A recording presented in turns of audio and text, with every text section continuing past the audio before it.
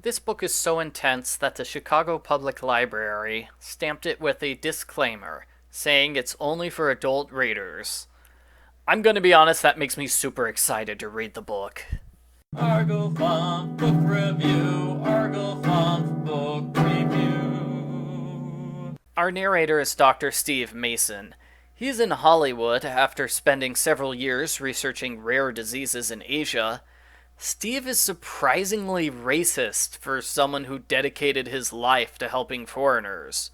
Like, for example, in the first chapter, he uses racial slurs while flirting, and now I'm way less excited to read this book. He's flirting with a woman named Emily Wheaton. She's the first decent woman he's met after years of foreigners and Christian missionaries. Somehow, she falls for this pickup line and agrees to kiss him. Steve is visiting his old college roommate, Joss Henry, the flamboyant writer. They double date at a movie premiere. The next day, Emily shows up at Joss's house in distress. Someone killed Steve's date and left her corpse in Emily's garage. Oh dear. I know it was a bad date, but it wasn't that bad. The police suspect Emily.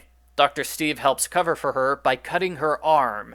She claims the blood in her car is from the arm injury, not from the murder. Everyone believes this, except Officer Daniel Webster. Webster is nicknamed the Senator, and the author liked Webster so much he appeared in multiple books. So it's no surprise that Webster is the only competent cop in town. We meet Al Roche, a big-time movie producer and director. He's a fast-talking jerk, everyone works for him and treats him like God. Al bribes the DA into declaring the case a suicide. Even though it was clearly murder, the victim was shot in the head twice. You can't suicide yourself twice in a row.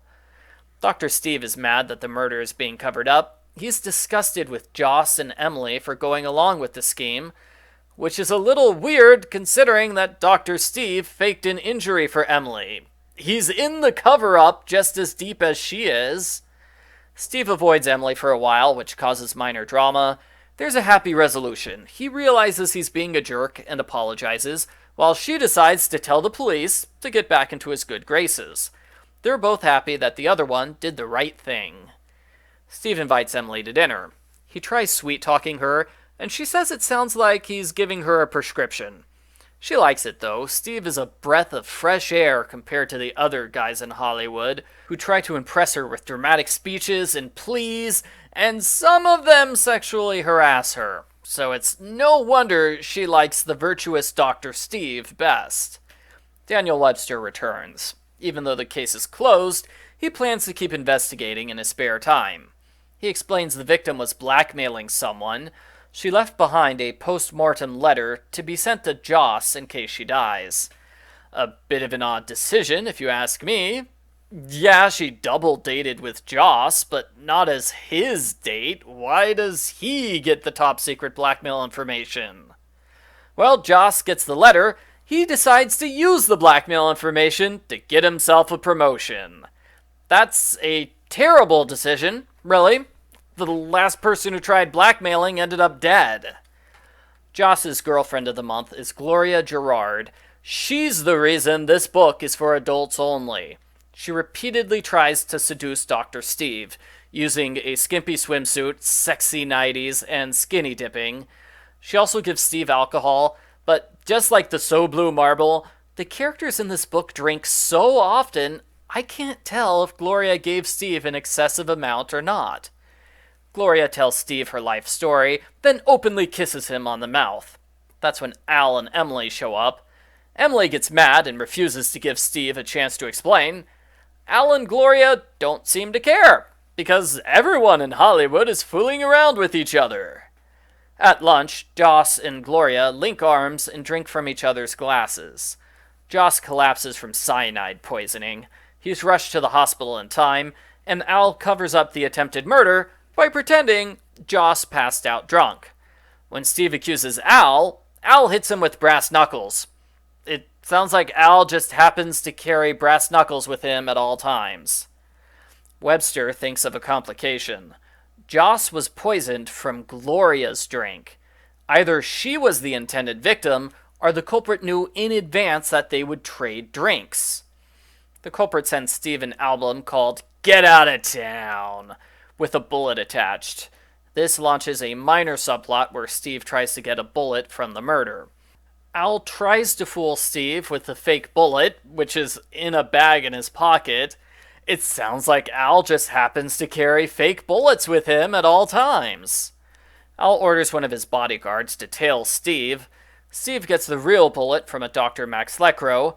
The culprit shoots at them twice, and the bodyguard is killed in the crossfire. Steve calls Emily, who's too worried for Steve's life to care about the love triangle. In any other romance novel, there would be way more focus on the fact that Steve made out with the biggest starlet in Hollywood.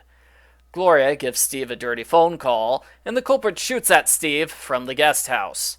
Luckily, Steve was standing on the wrong side of the room, so he survives. Steve leaves town for a while to visit a leprosarium.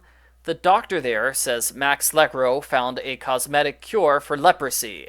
It worked 100%. For some reason, Lecro only did his cure once. You'd think he would try his magic leprosy cure on a second patient, but he didn't. Steve has a date with Emily. She says Al just gave her a job to do in New York, an obvious attempt to get Emily and Steve out of the state for good. Steve proposes to Emily, but she's concerned about leaving her father behind without any support. And then, the next day, she doesn't care about her father anymore. Okay, whatever.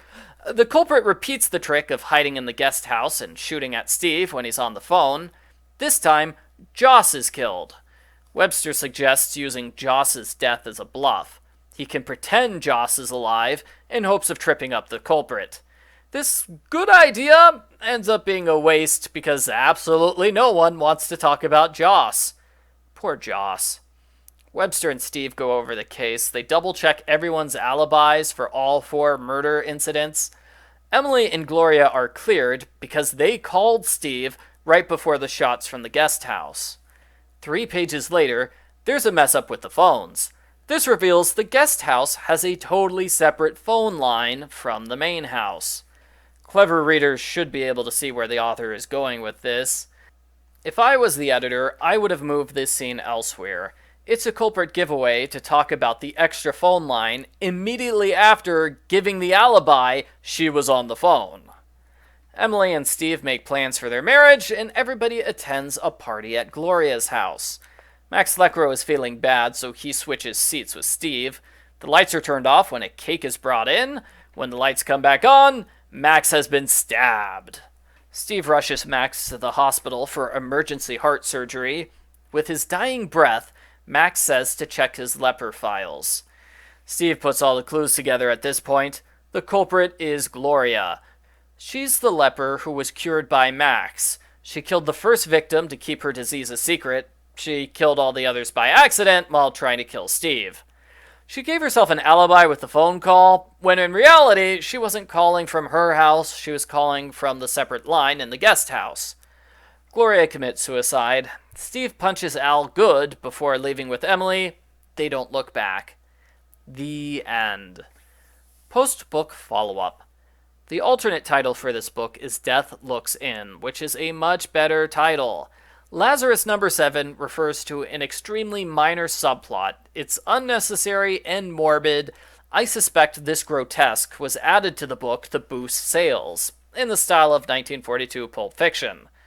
Max Lecro is obsessed with bringing people back from the dead. He experimented on 6 dogs named Lazarus, but only Lazarus numbers 4 and 6 survived after death. We're told that Lecro will become Lazarus number 7 about 250 pages before this happens. It's not as exciting as it sounds. He dies in the hospital, he comes back to life long enough to say a few words, then immediately dies again. That is the title. The entire thing could and should have been removed, in my opinion. This book makes a pointed reference to Al's casting couch. This is extra uncomfortable because the author himself was a movie director. It makes me wonder how much of the book is an exaggeration and how much isn't, because the book definitely plays on the weirdness of Hollywood. Overall, I thought this was an exciting book. Everybody uses snappy lingo along with 1940s slang. It's a bit like reading a book from a totally different world. There is no way this book would be acceptable today with its blatant sexism and racism, though. That's a major minus. The romance was okay, and the spicy sections were definitely enough to justify the only for adults warning. I didn't like the mystery aspect as much because it wasn't fully developed. The three mystery elements that most need improvement are the fake out suspects, the second murder, and the search for the bullet, which, as I said, went nowhere. The book is passable, but it could use a rewrite to improve things, especially the title storyline. I give Harlequin Romance number 79, Lazarus number 7, a 6 out of 10. Like I said, we had some spicy romance sections in this book, so it's actually legitimate to pass this off as a romance novel. It's not really a romance novel, it's a hard-boiled detective fiction novel, but you can legitimately pass it off as a romance and not really get in trouble.